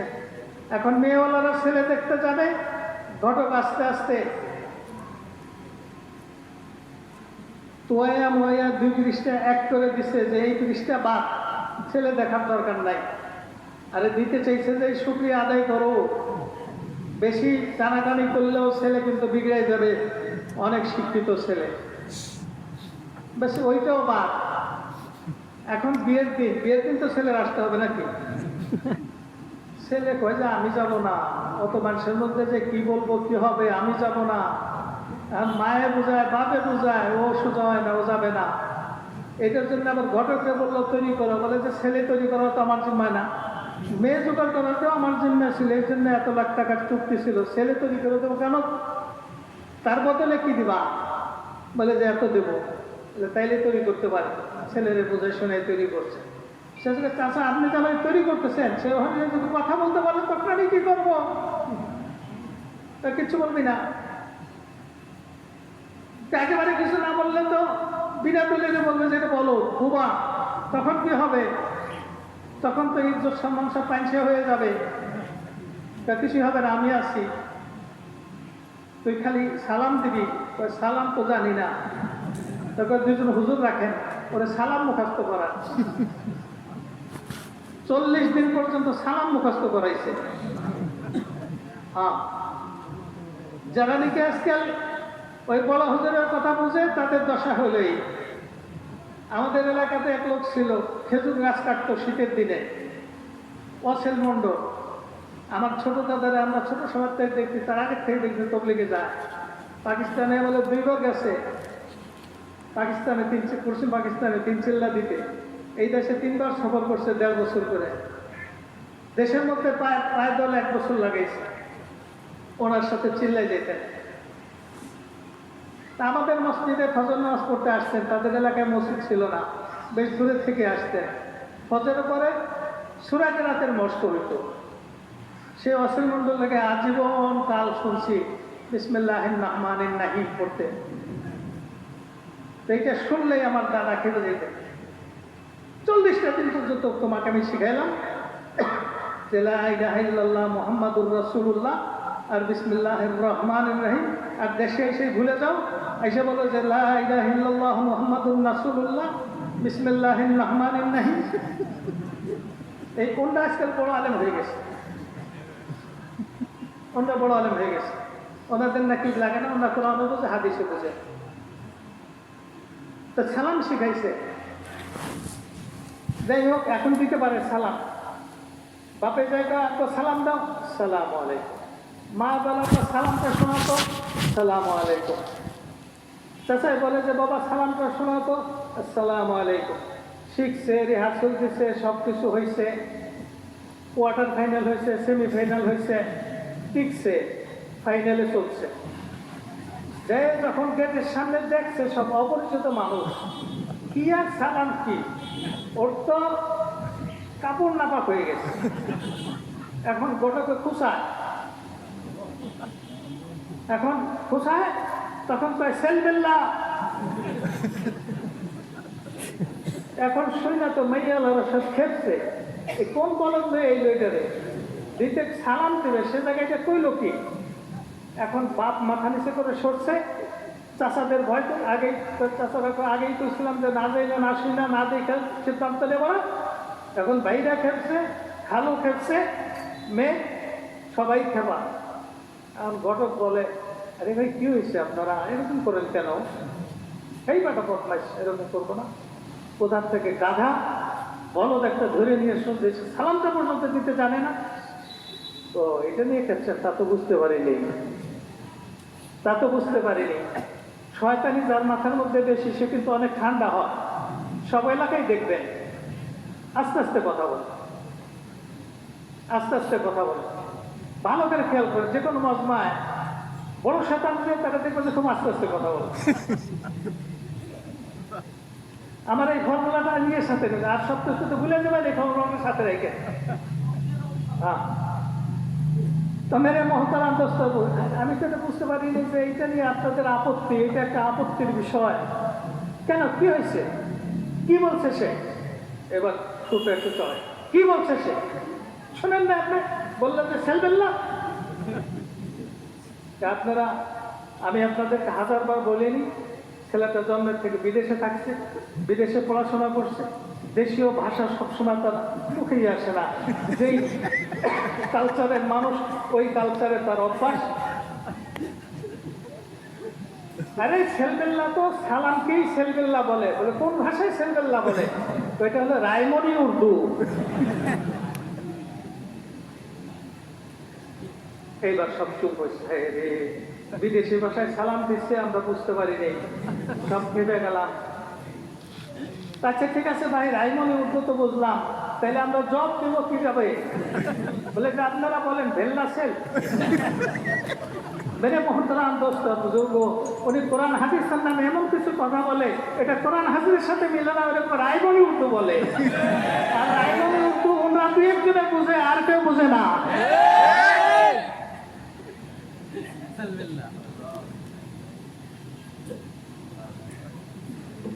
মেরে মহতারাম দোস্ত আর বুজুর্গ, এখন নাকি আমাদেরকে দিন ধর্ম ছেড়ে যেতে হবে, এখন নাকি কুকুরকেও মানতে হবে। তারা বলে যে নিজামুদ্দিনের মেম্বারে যদি একটা কুকুরও বসে, আমরা কুকুরকেও মানতে রাজি আছি।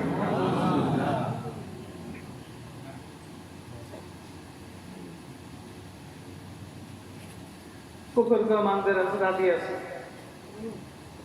কেউ বলে যে উনি যদি জাহান্নামে যায়, তাতে আমরা জাহান্নামে যাইতে রাজি আছি। আপনারা কে কে জাহান্নামে যাইতে রাজি আছেন? মেরে মহতারাম দোস্ত বুজুর্গ, জাহান্নামে যাওয়ার জন্য তো দাড়ি রাখার দরকার নাই, জাহান্নামে যাওয়ার জন্য মসজিদে যাওয়ার দরকার নাই, জাহান্নামে যাওয়ার জন্য হজ করার দরকার নাই, জাহান্নামে যাওয়ার জন্য তো কিছু না করলেই জাহান্নামে চলে যাওয়া যাবে। আর দূরতে যাইতে চান, তাহলে আরো অনেক আমল আছে, তা করতে পারেন। তো মেরে মহতারাম দোস্ত বুজুর্গ, এই সংকটময় মুহূর্তে আমরা এখানে একত্রিত হয়েছি, যেখানে আমাদেরকে সিদ্ধান্ত নিতে হবে যে আমরা হকের উপরে চলবো না বাতিলের সাথে চলবো। কি বলেন, কোথায় কিসের উপরে চলবো? হক কোনটা? নবী যেটা বলে গেছেন এইটাই হলো হক। কোরআন আর সুন্নাহ এটা হলো হক। মা আনা আলাইহি ওয়া আসহাবি, আমি এবং আমার সাহাবারা যে জীবনে করে প্রতিষ্ঠিত, ওইটাই হলো হক। অধিষ্ঠিত ওইটা হলো হক। ওর বাইরে কোনো হক নাই। ওর বাইরে কি নাই? ওর বাইরে কোনো হক নাই। হক এর মধ্যে সীমাবদ্ধ, হক এর মধ্যে সীমাবদ্ধ। তাই হযরত ইলিয়াস রহমতুল্লাহ আলাইহি, উনি তো সারাদিনই চিন্তা করতেন, ফিকির করতেন যে এই উম্মতের কি হবে। খানকায় যা গুটি কয়েক মানুষ, মাদ্রাসাতে পড়তে যায় স্বল্প কিছু মানুষ। আমাদের দেশে রাজশাহীতে আজকের থেকে 50 বছর আগে কয় হাজার মাদ্রাসা ছিল?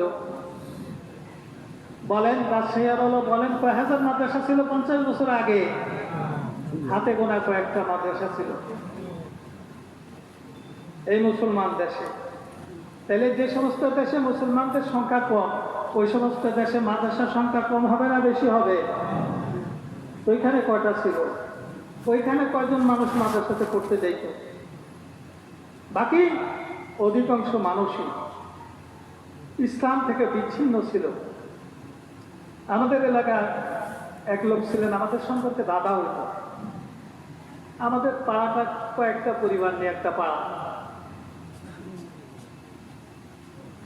তো ওই দাদা আমাদেরকে বলতেন, ভাই কত যে ভুলের মধ্যে আমরা ছিলাম, কত যে ভুলের মধ্যে ছিলাম।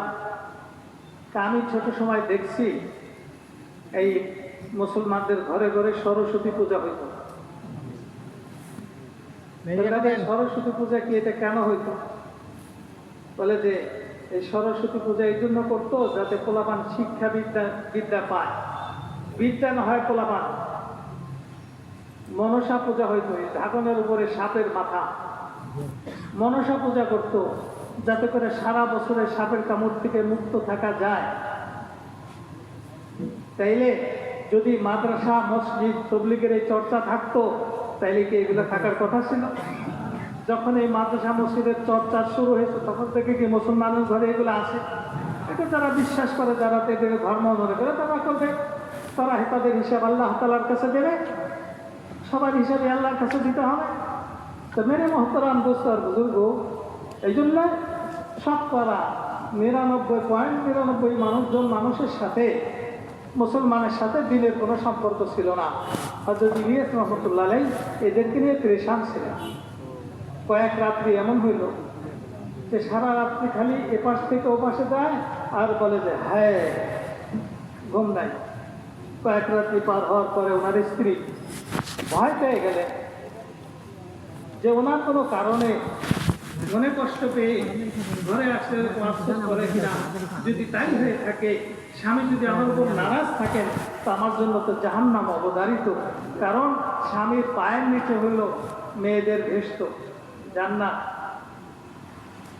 একদিন দর ভয় চেপে ধরে বললেন যে কয়েক রাত্রি হলে আপনি এরকম ঘুমান না, যদি আমার কোনো কারণ হয়ে থাকে বলেন, আমি আল্লাহর কাছে মাপ চেয়ে নেব, আমি আপনার কাছে মাপ চাবো, আমি সংশোধন হয়ে যাব। তাহলে ইলিয়াস রহমতুল্লাহ বলতেন, আমার মনে যে ব্যথাটা, এটা যদি তোমার কাছে আমি ব্যক্ত করতে পারতাম তাহলে ব্যথাটা একটু ভাগ হয়ে করতে তোমার কাছে যেত, এটা আমি ব্যক্ত করতে পারি। আর এই ব্যথা যদি তোমার অন্তরে থাকতো তো তুমিও ঘুমাইতে পারতা না। মেরে মোহতারাম দোস্ত বুজুর্গ, হুজুর সাল্লাল্লাহু আলাইহি সাল্লাম সারা রাত্রি ঘুমাইতে পারতেন না। আম্মা জান আয়েশা সিদ্দিকা রাদিয়াল্লাহু তাআলা আনহা বলেন, শীতের রাত্রি হুজুর সাল্লাল্লাহু আলাইহি সাল্লাম আসলেন, লেপের নিচে শুয়ে পড়লেন, হুজুরের গায়ে ঠান্ডা আমার শরীরে লাগলো, কিন্তু কতক্ষণ পরে দেখলাম যে নাই। আমি অন্যান্য বিবিদের ঘরে উকি ঝুঁকি দিয়ে খবর নিলাম, কান পাতলাম, সেখানে কোনো সারা শব্দ নাই। আমি ঘরের থেকে বের হয়ে জান্নাতুল বাকির দিকে তালাশের জন্য বের হলাম, যে দেখলাম যে নবী এখানে যে উম্মতের জন্য কাঁদতেছেন।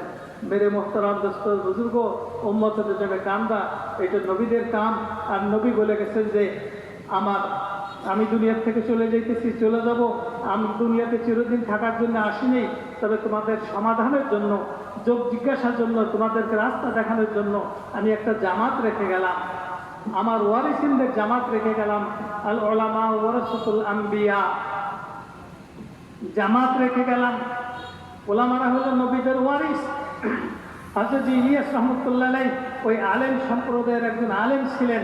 উনি নবীর ওয়ারিস হিসেবে উনি এইভাবে সারা রাত্রি অঘুমা কাটাইতেন, আর রাত্রির পর রাত্রি কাঁদতে থাকতেন।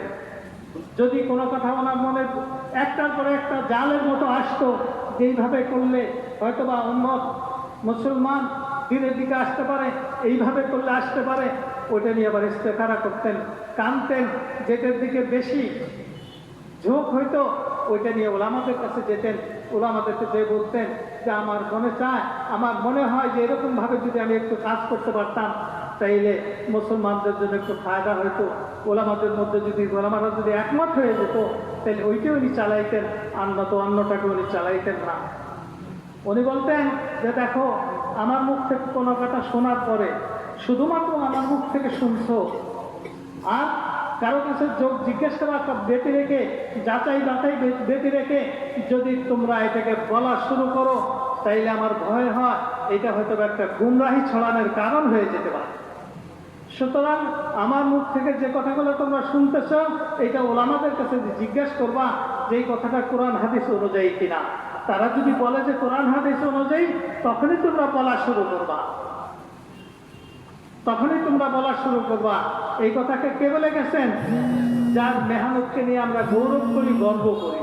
যার মেহনতকে নিয়ে গৌরব করি, গর্ব করি। এখন কি এই কথাটার আলোচনা আছে? আলোচনা নাই, আলোচনা নাই। নিজেরাই বোঝা শুরু করে দিছি, ওলামাদের দরকার নাই। মেরে মোহতারাম দোস্ত বুজুর্গ, এই কান্তার মধ্যে এতখানি সতর্কতা ছিল, এতখানি সতর্কতা ছিল। এখন নিজেরা নিজের জায়গা থেকে ফতোয়া দিতেছে। ওই মুফতিদের মধ্যে একজন আমাদের কাকরাইলের প্রফেসর ইউনুস সাহেব, উনি একদিন পুরানাদের মাঝে মাঝে কথা বলতেছিলেন, কথায় খুব পাকনা বলতেছিলেন যে হযরত ইলিয়াস রহমতুল্লাহের কাছে একটা লোক আসলো ওযু সম্বন্ধে একটা মাসলা জিজ্ঞেস করতে। হযরত ইলিয়াস রহমতুল্লাহ তাকে খুব মেহমানদারি করলেন, খুব আদর করলেন, খুব দোয়া করলেন, আর বললেন যে যাও, মুফতি কেফায়েতুল্লাহ সাহেব ওই দিল্লিতে আছেন, মুফতি কেফায়েতুল্লাহ সাহেব ওই জমানার সবচেয়ে বড় মুফতি, উনি দিল্লিতে আছেন, মাদ্রাসায় আমিনিয়াতে আছেন, তুমি তার কাছে যে এই মাসলাটা জিজ্ঞেস করো। এই বলে আবার প্রফেসর সাহেব বলতেছেন যে হযরত ইলিয়াস রহমতুল্লাহকে জানতেন না মাসলাটা? জানতেন, কিন্তু উম্মতের সম্পর্ক, মুসলমানের সম্পর্ক যাতে উলামাদের সাথে হয়, এই জন্য হলে ওই লোকটাকে 20 মাইল পায়ে হাঁটে সামনে পাঠাইছেন। এখন আপনি কার সাথে যোগাযোগ করে চলেন? কার সাথে যোগাযোগ করে চলেন? 2-3টা মেয়ের পরে আপনার একটা ছেলে হয়েছে, সেই ছেলেও তো আপনার সাথে নাই। ছেলেটার চেহারাও একেবারে খারাপ না, ফর্সা, রঙও খারাপ না, ফর্সাই, একেবারে দীর্ঘটাও না, মোটামুটি মাঝারি, স্বাস্থ্যটাও ভালো। এতো তার অপরাধ কি? তার অপরাধ হলে সে মাদ্রাসায় পড়ছে। বাপের আদর্শকে সে মাইনে নিতে পারতেছে না, বাপের আদর্শকে মানতে পারতেছে না। কালকে রাত্রিও আসছিল আমার কাছে, ওই এলাকাতে একটা জোর আছে, আমাকে দাওয়াত দেওয়ার জন্য এসে। আচ্ছা বেটা, আমি তো এক জায়গায় যাইতেছি তোর বাপের দাওয়াত দে, তোর বাপ তো সুরা মুক্তি হাসে। মেরে মহতরাম দোস্ত বুজুর্গ, এদের কোনো মা বোন নাই, এদের কি নাই কোনো মা বোন নাই। গুরুর বিপক্ষে যে যাবে সেই দুশ্মন, চাই ছেলে হোক, চাই কোরআন হাদিস যতই পড়ুক না কেন, হকের উপরে যে আছে সে দুশ্মন, হকের উপরে যে আছে সে দুশ্মন। যান, আপনিও যান, আপনার ছেলেটাকেও নিয়ে যান। মানুষ যাদেরকে আলেম মনে করে, কোরআন হাদিসের সম্বন্ধে যাদের ধারণা জ্ঞান আছে বলে মনে করে, ওরকম একজন মানুষের কাছে যান, যে আপনার আদর্শটা বলেন, আপনার মতামতটা বলেন, ছেলের মতামতটাকে বলেন, দেখেন কোনটা ফয়সালা করে। মেরে মোহতারাম দোস্ত বুজুর্গ, ছেলে তো আটকা পড়ে গেছে। ছেলে কি হয়েছে? আটকা পড়ে গেছে। ছেলে হাদিসের মধ্যে পড়ছে, লা তাআতা লিমাখলুকিন ফি মাসিয়াতিল খালিক, আল্লাহর হুকুমের লঙ্ঘন হয় এমন কোন কাম কোন মানুষকে খুশি করতে চাই করা যাবে না। এতে বাপ যদি নারাজ হয় তাহলে করার কিছু নাই, করার কিছু নাই। নবী সতর্ক করে গেছেন যে বাপ যদি নারাজ হয় করার কিছু নাই, হককে ছেড়ে যাওয়া যাবে না। মেরে মোহতারাম দোস্ত বুজুর্গ, আমরা কি হক ছেড়ে যাব নাকি? আল্লাহ তাআলা আমাদের সকলকে তৌফিক দিয়ে দেন।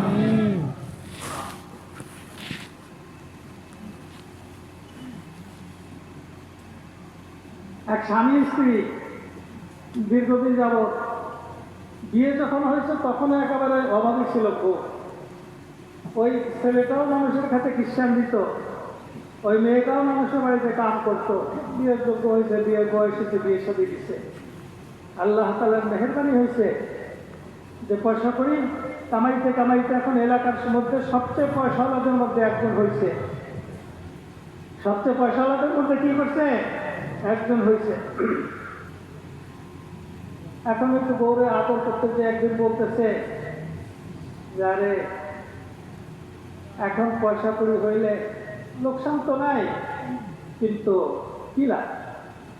যখন তোমাকে বিয়ে করলাম তখন মন মতো না একটা কাপড় দিতে পারলাম, না একটা গহনা দিতে পারলাম, এখন তো পয়সায় গড়াগড়ি করে।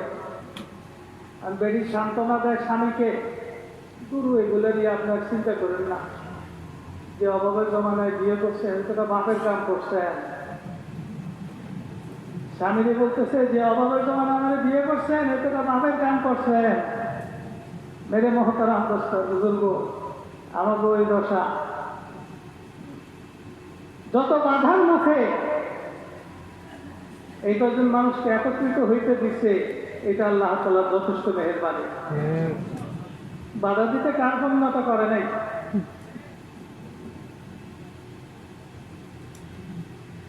ঢাকার থেকে কোন এলাকার তদবির অনেক কিছুই চলছে, কিন্তু দেখা যাবে কি যে যা বুঝাইতেছিল তার কোনোটাই না, যা বুঝাইতেছিল তার কোনোটাই না। এখানে কোনো জঙ্গিও নাই, এখানে কোনো জামাত ইসলামীও নাই, এখানে কোনো রাজাকারও নাই, এখানে কোনো রাজাকারও নাই। আর পাকিস্তানের নামাজ পড়ে যে আমরাও আজকে জুমা পড়বো, সেই হিসেবে যদি রাজাকার বলে তাহলে বলতে পারে, হ্যাঁ সেই হিসেবে বলতে পারে। কিন্তু পাকিস্তানের সাথে গোপন সখ্যতা নাই আমাদের, গোপন সখ্যতা ওনার। নারীর টান, আমরা তো এখন কিতাব ছাপানোর জন্য পাকিস্তানে গেলেন কেন? নারীর টান ওনার।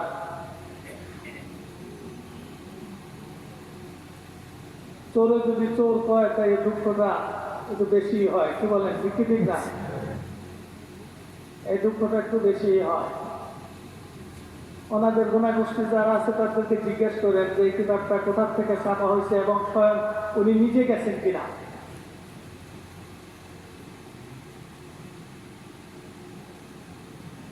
ওই কিতাবটা যাদেরকে দিয়ে লেখাইছেন তাদের একজন আমাদের সাথে পড়ছে। ওনার বাপ ছিলেন চিটাগাংয়ের জিম্মাদার ভাই কালাম আহমদ সাহেব, উর্দুভাষী মানুষ ছিলেন, চলে গেছেন পরে পাকিস্তানে। যাকে দিয়ে লেখাইছেন তার মধ্যে উনি একজন আব্দুল্লাহ কালাম। উনি সুদানে দিয়ে শহীদ হয়েছেন, গাড়ির ধাক্কায় শহীদ হয়ে গেছেন, জামাতে গেছিলেন। আল্লাহ তাআলা ওনাকে জান্নাত নসিব করুন। তো মেরে মোহতারাম দোস্ত বুজুর্গ, ওদের পিন্ডি বুধের ঘাড়ে চাপাই দেওয়ার চেষ্টা করে লাভ নাই। সূর্য যদি উঠে তাই 10 মিনিট পরে হোক 20 মিনিট পরে হোক দূরের থেকে দেখা যাবে। ষড়যন্ত্রকারী কারা এটা প্রকাশ পেয়ে যাবে, এটা প্রকাশ পেয়ে যাবে। মেরে মোহতারাম দোস্ত বুজুর্গ, মনে করছিল যে কামাই খাওয়ার বড় একটা সুযোগ, কামাই খাওয়ার কি বড় একটা সুযোগ, গাড়িতে চলার বড় সুযোগ তবলিগের মুরব্বি হয়ে যাওয়া। সব গাড়ি তার সারা দুনিয়া থেকে কামাই খাওয়ার সুযোগ মনে করে আর দেরি করতে পারে নাই। বলে দিচ্ছেন যে আমি হযরতজি, বলে যে আমরা মানি না। মশলা কি বলে? আমরা মানি না। যেই মশলার সময় উনি ঘোষণা একদিন হঠাৎ করে ঘোষণা করলো যে আমি হযরতজি, মশলাওয়ালারা বললো যে মানি না। বলে যে জাহান্নামে যাও।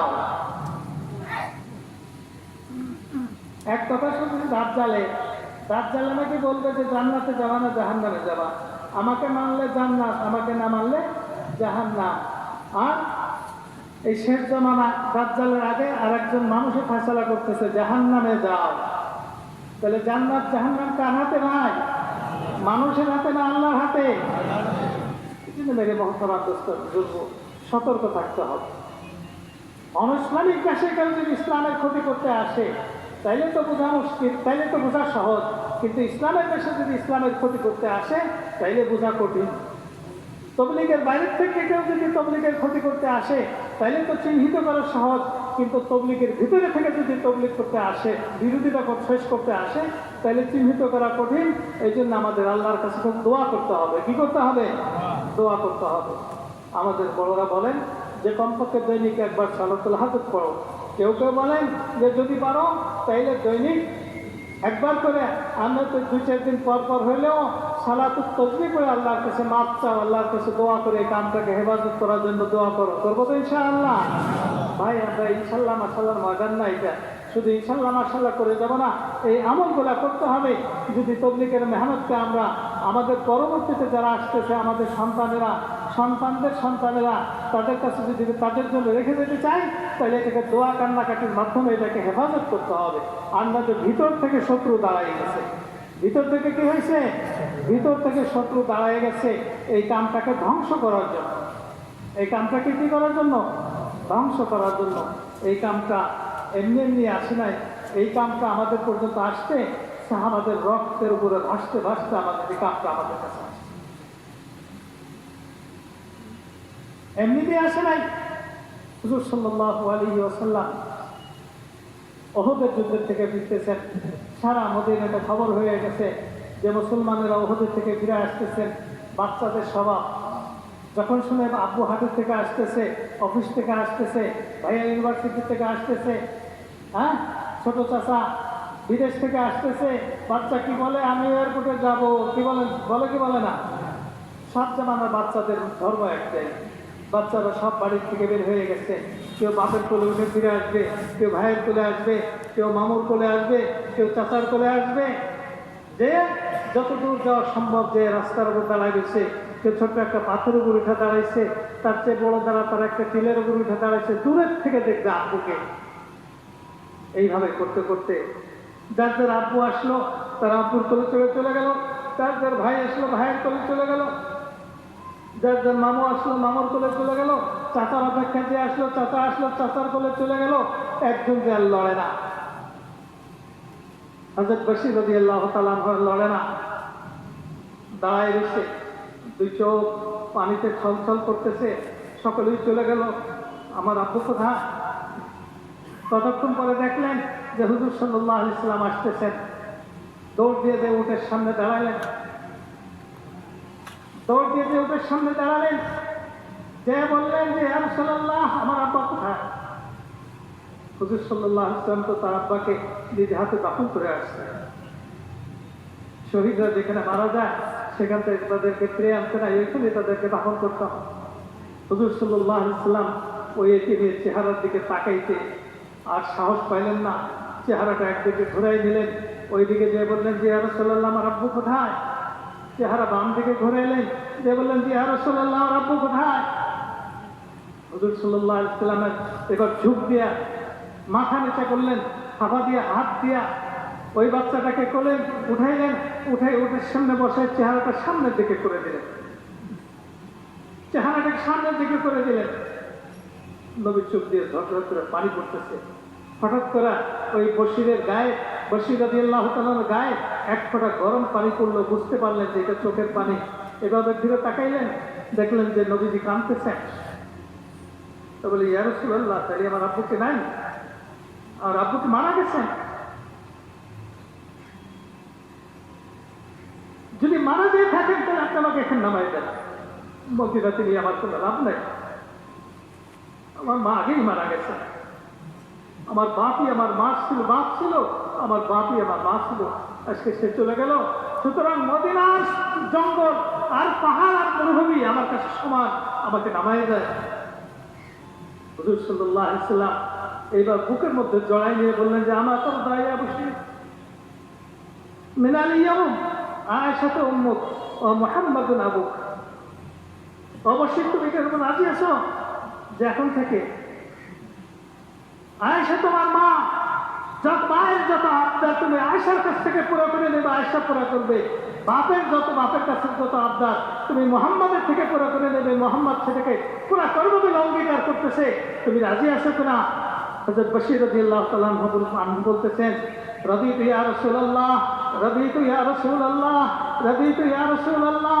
হে আল্লাহর রাসূল, আমি রাজি আছি, হে আল্লাহর রাসূল, আমি রাজি আছি, হে আল্লাহর রাসূল, আমি রাজি আছি।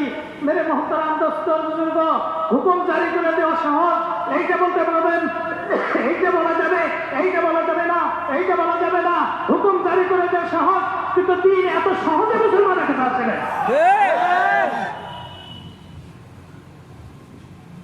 মুসলমানের সামনে কোরআন হাদিসকে ধ্বংস করার জন্য পাড়ায় পাড়ায় মসজিদে মসজিদে ষড়যন্ত্র চলতেছে, আর সেই ষড়যন্ত্রের বিপক্ষে মুসলমানদেরকে সতর্ক করা যাবে না। আল্লাহর কাছে এই বিচার থাকলো, যারা আমরা যাদের মাধ্যমে এইভাবে বাধাগ্রস্ত করা হইতেছে, আল্লাহ তাআলার কাছে তার বিচার দিয়ে গেলাম। আল্লাহ যেন দুনিয়াতে এবং আখিরাতে তাদেরকে বিচার করেন, কোন যাচাই বাছাই নাই।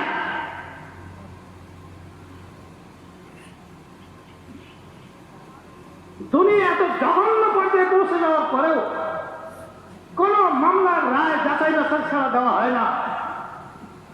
আর ওলামাদের সম্বন্ধে যা কিছু বলা হয় সব বিশ্বাস করে নেওয়া হয়, একজন আলেমকে ডেকে জিজ্ঞাসা করা হয়।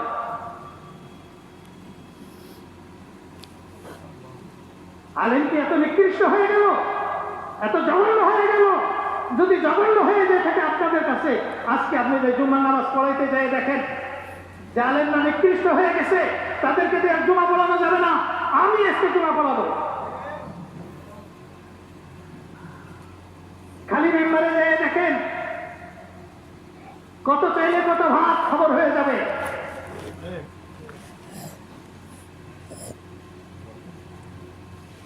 সুবিধার জায়গায় হুজুর হুজুর করবেন আর নিজেদের স্বার্থের মধ্যে হুজুরদের গায়ে জুতা ফেকবেন, তা হবে না বিচার আল্লাহর কাছে। হুজুর সাল্লাল্লাহু আলাইহি সাল্লাম বলে গেছেন, হয়তো তুমি আলেম হও, উগদু আলেমান, যদি সম্ভব হয় তুমি আলেম হও, যদি না হয়ে থাকো তাহলে দিনে ইলম শেখা শুরু করো।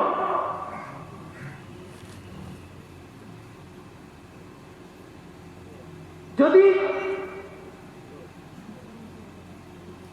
ওলামাদের সাথে বিদ্বেষের কারণে তুমি আলেম হও নাই, হইতো রাজি নাই, তাইলে অনিচ্ছাকৃত ভাবে হইলেও তাদের মজলিসে যে তাদের কথা শোনো, তাদের সম্বন্ধে ঘৃণা যেটা আছে আস্তে আস্তে কাটতে থাকবে। তাও যদি সম্ভব না হয়, জোর করে হইলেও তাদের মজলিসে নিজে বসো। এই 4 প্রকারের যে কোনো এক প্রকারের মধ্যে তুমি নিজেকে গণ্য করো।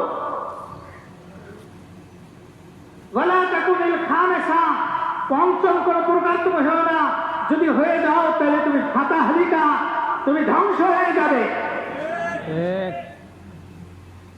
নবীজির কথা, ওলামাদের ব্যাপারে বিদ্বেষ যাদের অন্তরে আছে, খালেস মুনাফিকি তাদের মধ্যে আছে, এই কথাটার মধ্যে কোনো সন্দেহ নাই। এই মুনাফিকি রেখে যত রোজা করবে, যত নামাজ পড়বে, যত হজ করবে, যত জাকাত দেবে, এই কোন রোজা নামাজ হাত জাকাতে তাকে জাহান্নাম থেকে বাঁচাইতে পারবে না, সোজা এসে জাহান্নামে যাবে। মেরে মোহতারাম দোস্ত বুজুর্গ, আল্লাহ তাআলা আমাদের সকলকেই উলামায়ে হকের সাথে জড়িত থেকে, সংযুক্ত থেকে বাকি জীবন যাপন করার জন্য তৌফিক দিয়ে দেন। মেরে মোহতারাম দোস্ত বুজুর্গ, অনেক ষড়যন্ত্র চলবে, এখন পর্যন্ত তারা ক্ষান্ত হয়নি। শেষ কথা হইল যে এখন থেকে আমরা ওলামাদের সাথে পরামর্শ করে তবলিগের কামটাকে চালাবো তো ইনশাআল্লাহ। আর ওলামাদের খেদমতে আরো ছিল, আপনারা এখন যেহেতু সংকট চলতেছে, আপনারা বাইরের থেকে মহব্বত করে শুধু নেকির ভাগিদার না হয়ে আপনারাও সরাসরি গাছতে, তালিমে, মশওয়ারাতে 3 দিনে চিল্লা যাওয়া শুরু করে দেবেন। যাবো তো ইনশাআল্লাহ। মেরে মোহতারাম দোস্ত বুজুর্গ, যে সমস্ত ওলামায়ে কেরামগণ 1 চিল্লা দিচ্ছেন, 3 চিল্লা দিচ্ছেন, সাল লাগাইছেন, আর সাধারণ সাথী যারা 3 চিল্লা হয়েছে, দেশ বিদেশ সফর হয়েছে, সকলেরই কোরআনাদের জোর নামে তবলিগের জগতে যে প্রচারিত যেটা আছে সবার কাছে জানা আছে, পুরানাদের জোর, সেই জোর ডিসেম্বরের 7, 8, 9, 10, 11 তারিখে টঙ্গীর মাঠে হবে। আমরা সকলেই যাওয়ার জন্য চেষ্টা করব, যেমনিভাবে অন্য বছরে যেতাম এবারও যাবো তো ইনশাআল্লাহ। ওই জোরের আগে আমরা 7 দিন 10 দিনের জামাত বানিয়ে পুরো এলাকার মধ্যে ওই জোরের থেকে নগদ চিল্লা, 3 চিল্লার সাথীরা বেশি বের হয়, এটার জন্য চেষ্টা করবো তো ইনশাআল্লাহ। বলেন তো কে আছে যে আমি 7 দিন 10 দিনের জামাতে যাব? এরকম কে আছে? একটু দাঁড়ান তো ভাই, একটু দাঁড়ান ভাই, একটু দাঁড়ান মেহরবানি করে। হ্যাঁ, ওলামায়ে কেরামদের খেদমতে আরো আপনারাও যান, আপনার মাদ্রাসা থেকে একজন করে উস্তাদ দিয়ে দেন বাড়িতে। ওই এলাকার মার্কাজে পুরানাদের সাথে খবর দিয়ে দিন যে আমাদের 4 জন উস্তাদ তৈরি আছে, একটা জামাতের সাথে আমাদের 1 উস্তাদ করে আপনারা নিয়ে যাবেন। এভাবে করবো তো ইনশাআল্লাহ। আল্লাহ তাআলা আমাদেরকে তৌফিক দিয়ে দেয়। তৌফিক রাখেন ভাই। অনুরূপভাবে টঙ্গীর ইজতেমার ব্যাপারে অনুসরণ করে তারিখ ভাগ করা হবে। এটা বিগত বছরগুলোতে করা হয়েছে। দ্বিতীয় ইজতেমা যেদিন দোয়ার পরের রাত্রে যে 16-17টা জেলা উপস্থিত থাকে তারা এবং যারা অনুপস্থিত নাই 16-17 জেলার বাইরে ওই জেলা থেকে 2 জন করে সাথী আসে, ওই জেলা থেকে 2 জন করে সাথী আসে। তখন জেলার সাথীদের সামনে মাশাআল্লাহ সরকারের মতামত নিয়ে যে আমরা ইস্তেমা করতে আগামী বছরে প্রস্তাবিত হলে আপনাদের সমস্যা নাই। সরকারের বর্তমানে যিনি আইসিটি উনিও বাইরে উপস্থিত ছিলেন, তারপরে এসপি প্রধান র্যাবের প্রধান এই সকলে ছিলেন, স্বরাষ্ট্রমন্ত্রী ছিলেন।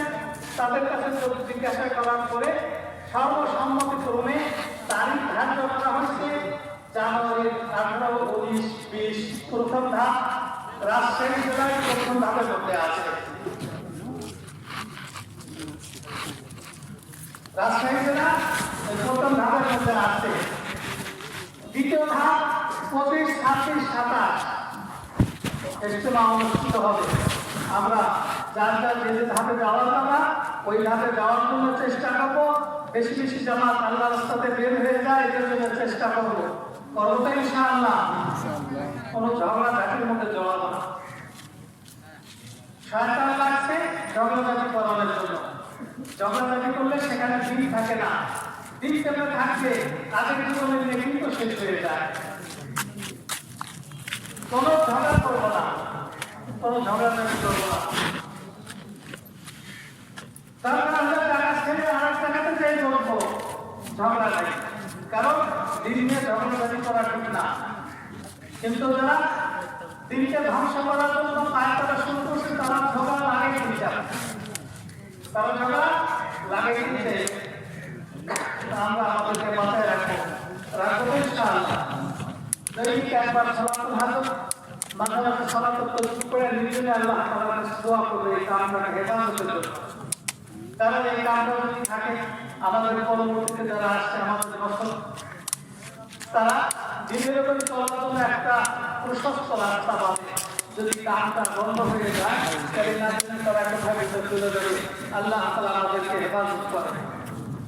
খুব দোয়া করবো, মা বোনদেরকে দোয়া করতে লাগবে, মা বোনদের কি করবো, মা বোনদের দোয়া করতে লাগাবো ইনশাআল্লাহ। আল্লাহ তাআলা আমাদের সকলকে তৌফিক দিয়ে দেয়। আল্লাহ তাআলা আমাদেরকে হকের উপরে ইস্তেকামত নসিব করে। হ্যাঁ, হকের উপরে ইস্তেকামত নসিব করে। মত পর্যন্ত আল্লাহ তাআলা ঈমানের সাথে রাখে, ঈমানের সাথে আল্লাহ তাআলা মত নসিব করে। যারা কটা বাজে 11:55 এই ঘড়ি।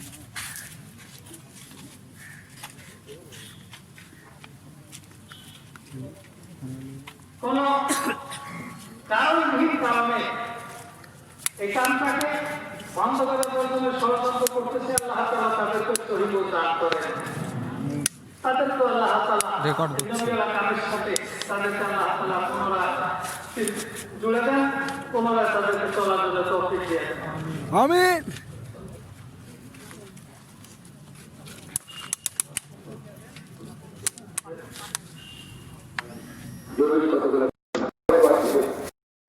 কিছু মানুষ আছে নিজেদেরকে খুব গ্রহণযোগ্য মনে করে, মর্যাদা সম্পন্ন মনে করে, তারা চুপ করে আছে।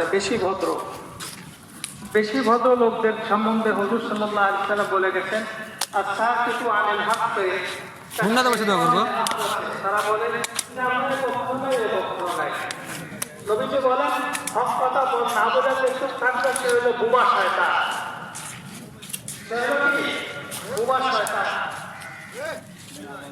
কি